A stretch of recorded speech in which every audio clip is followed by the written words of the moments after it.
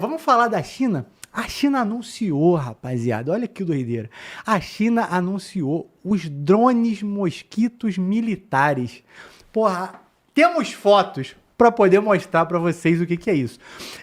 Desde o final do ano passado, quando a China fez todo aquele primeiro grande desfile militar para mostrar os seus drones, para mostrar embarcações, uma série de coisas, a China, as Forças Armadas Chinesas, foram à TV mostrar suas evoluções militares. A primeira delas, que eu vou falar agora, é esse drone mosquito. Qual o objetivo? Não precisa nem esconder. Ninguém foi para dizer, não, é para poder avaliar estruturas internas, de equipamentos, de lugares que não conseguimos ir. Não, não. É um drone feito para espionagem. Isso foi dito em rede nacional, na CCTV, se eu não me engano, que é a rede estatal do partido, do PCC, né, o Partido Comunista Chinês. Então, esse drone já existe, segundo eles, de alta tecnologia. Eu fico pensando, porra, que tecnologia é essa que os Estados Unidos não conseguiria fazer? Aí, sabe o que eu pensei, Júlio? Porra, deve ter muito semicondutor nisso aí, irmão. E aqueles semicondutores que a gente não sabe que existe. Que, na verdade, é o motivo pelo qual hoje os Estados Unidos é mais dependente da China e motivo pelo qual o Trump quer acabar com isso, pegando terras raras dos outros países para que ele possa desenvolver. Então, a gente começa a ter essa doideira. Drones, mosquitos, espiões. A gente vai parar onde? Carcará, queria te ouvir aí sobre isso, sobre essas revoluções de armas, porque a gente está vendo aí, a gente tem falado cada vez mais do arsenal bélico da Rússia, estamos falando do arsenal bélico da China, dos Estados Unidos a gente já falou muitas vezes aqui, principalmente lá em agosto, setembro, até outubro do ano passado, falando aí de frota, teve um episódio que a gente teve aqui, rapaziada, só para mostrar a frota de caças, de tanques, de embarcações americanas. Então, por isso que estamos dando agora a luz para outros países. Eu queria te ouvir sobre isso. Por mais que eu sei que você sempre diga para gente, a China não foi testada em guerra ainda. Pô, irmão, eles estão inovando demais. Toda hora a gente traz uma coisa nova aqui. Não sei vocês aí da nossa audiência, mas eu me surpreendo sempre que vem uma novidade dessas. Mas, Carcará, quero te ouvir. Opa, meu amigo. Rapaz, esses drones chineses aí realmente estão cada vez mais miniaturizados, né? Isso graças a nanotecnologias e os nanochips. Aí você consegue fazer essas máquinas aí parecido com insetos, né? Os insetoides, né? O que acontece, cara? Isso é um drone do tipo zero que a gente chama. Ele não tem poder de destruição de massa, mas ele serve para monitorar, fazer espionagem, fazer escuta, ou pode fazer inocular algum produto nocivo no alvo. Tem um desse modelo aí. O que acontece? Qualquer drone é engenho-arte do usuário. Você pode pegar um drone para carregar bombas, como você pode pegar um drone para carregar água para dar alguém que está perdido. Você pode pegar um drone para levar alimentos. A gente já comentou isso várias vezes. Então, isso é engenho-arte. E a China, um desses drones aí, usado no mundo ali do Oriente Médio e tal, os pessoal já estão usando já. Tem até um filme na África usando um dronezinho desse aí, que é tipo um besouro. Ele pode também carregar uma agulha infectada com produtos com material químico, radioativo, veneno e infectar tipo assim, uma autoridade. Você coloca um dronezinho desse próximo onde vai ter uma grande reunião, ele vai lá, com alta velocidade, pica, e fica lá mesmo, e o cara vai cair, ninguém vai entender nada. Porra, que porra foi isso aqui? Entendeu? Então, e tem um drone muito pequeno, do tipo zero também. Por que é tipo zero? Porque ele vai e carrega algumas gramas, que ele carrega uma carga dirigida. Tem vídeos na internet.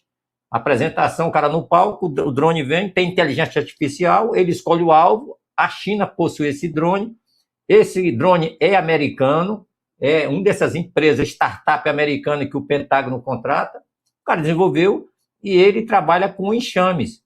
E o que acontece? São dessas armas que o Trump fala, que ele faz a seleção através de imagem usando IA, escolhe o alvo, confirma o alvo, ele vai lá e solta uma carga dirigida e faz um disparo. No lugar de sair uma munição, sai o quê? Cobre derretido, em alta velocidade, a 7.000 metros por segundo. Então vai em cima da cabeça da pessoa, aquilo entra lá, estoura a cabeça e mata. E você só vai escutar um barulhozinho, tec! Só que dentro da cabeça do cara virou um vulcão devido à alta temperatura. Então, cara, isso aí já é realidade e não é de hoje, tá?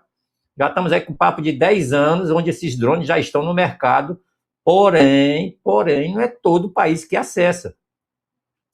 E a Holanda, se não me falha a memória, foi a Holanda que criou o menor drone militar do mundo, o Hornet, que é pequenininho assim, é um helicópterozinho pequenininho, parece aquele brinquedinho que a gente, quando era criança, a gente dava a corda e ficava voando, mesmo jeito.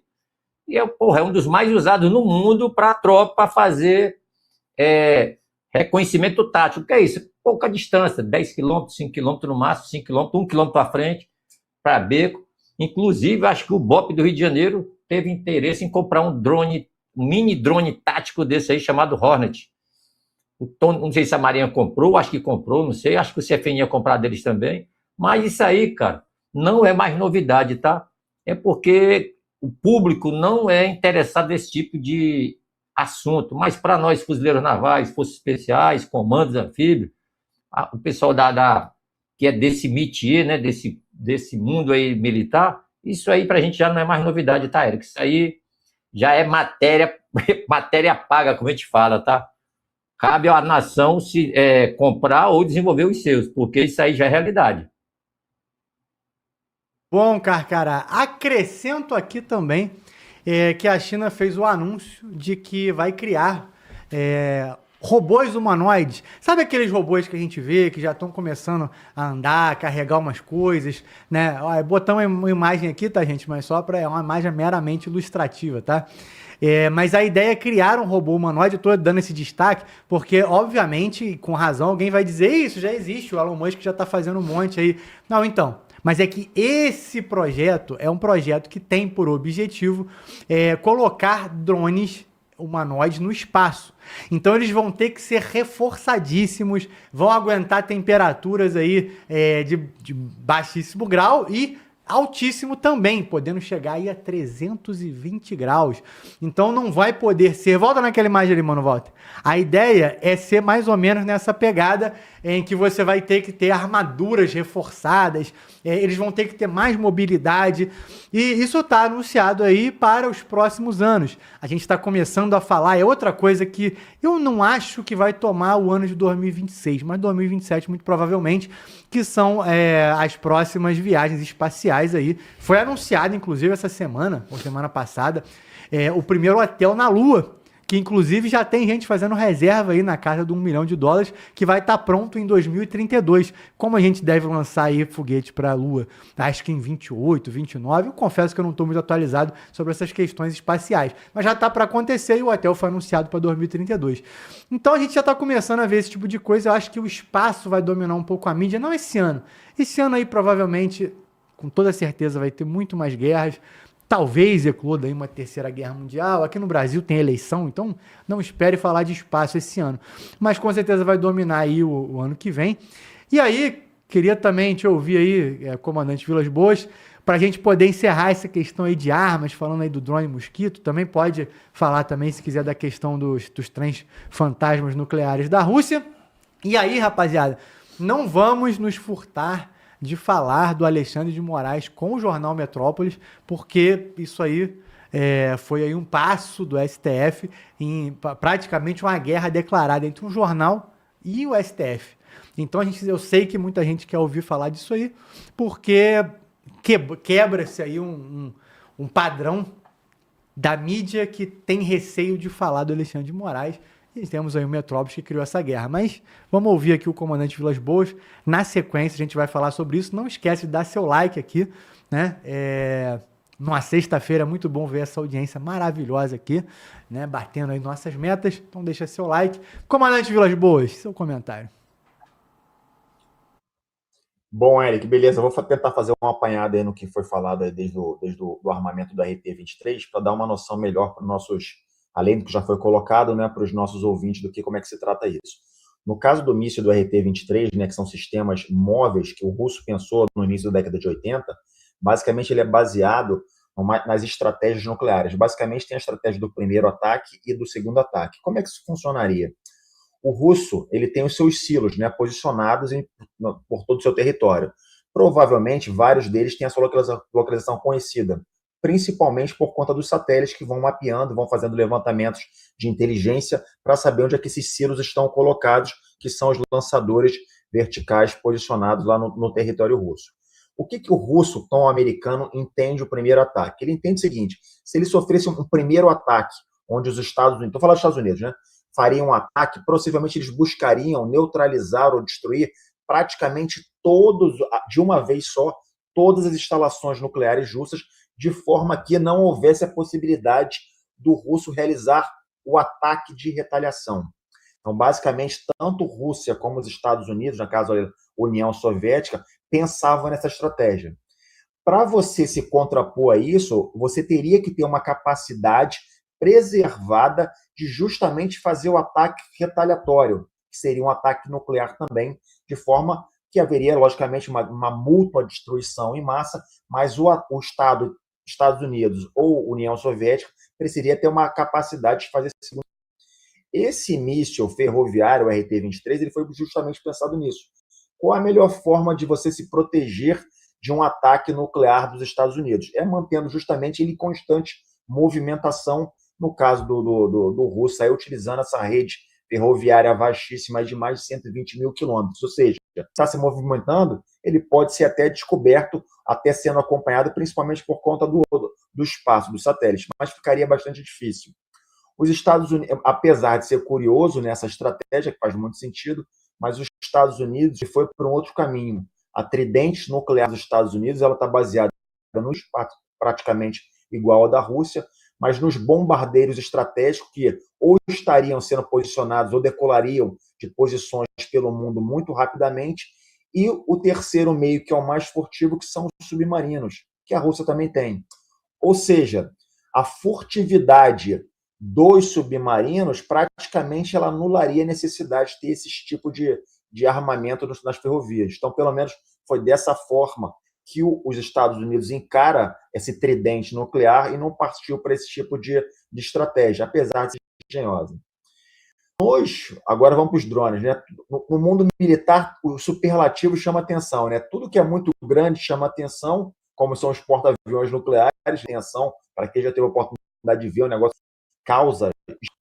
Mas o que é muito pequeno agora desses microdrones também chama muita atenção. Então, como acho que o Carcará colocou, né? O Black Hornet é um drone que eu já vi em atuação, eu já vi uma demonstração dele, que ele cabe na palma da sua mão. E ele é 3 metros acima da tua cabeça, praticamente ele se torna imperceptível. Você não enxerga ele, você não escuta. Então, eu faço ideia de que agora um microdrone desse mosquito aí, que é praticamente cabe do tamanho do dedão do dedo, de uma unha do dedo, o que ele é capaz de fazer. Então, no mundo militar, ele teria o papel na busca de informações de inteligência, na vigilância e reconhecimento.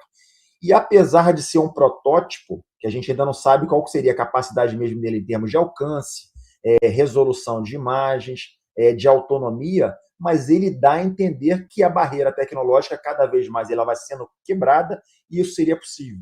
Então, o emprego disso, em termos da criatividade de quem emprega, como o Carcará mencionou anteriormente, é muito importante. Mas dá para ter noção da filosofia do que pode ser feito com um troço desse na mão de alguém que seja engenhoso, né?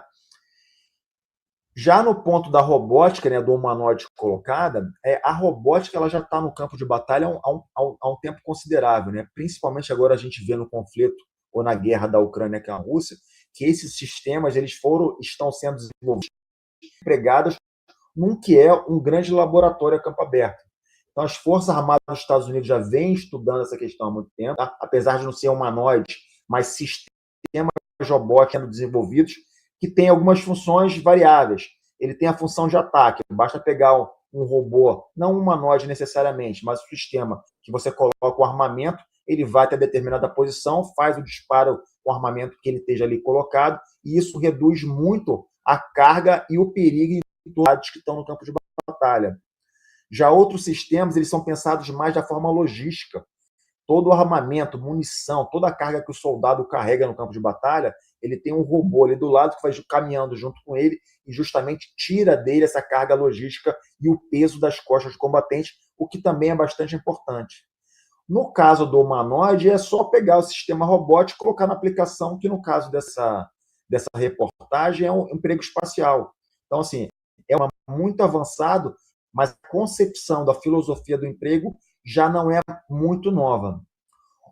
O que vai ser novo no campo de batalha de hoje, do futuro, vai ser o emprego da inteligência artificial. Aí sim, essa barreira tecnológica, e mais do que a barreira tecnológica, a barreira ética de você saber que um sistema operado de forma artificial, ele vai ter a capacidade de puxar o gatilho e matar o seu oponente, isso sim vai ser uma reviravolta nos próximos combates, porque a carga moral em torno disso vai ser muito grande. Então, se a gente já discutiu passados a carga moral, né, o valor moral de um drone que operado por um militar, um piloto que está nos Estados Unidos, no estado da Flórida, apertar um botão, soltar um míssil que vai matar a gente, como assim o fez no Afeganistão, no Iraque, ou seja, em qualquer lugar do mundo, isso agora vai ser tomada uma decisão por inteligência artificial. Então, essa barreira, sim, vai trazer um impacto muito grande e as forças armadas do mundo precisam estar prontas a ter esse tipo de discussão.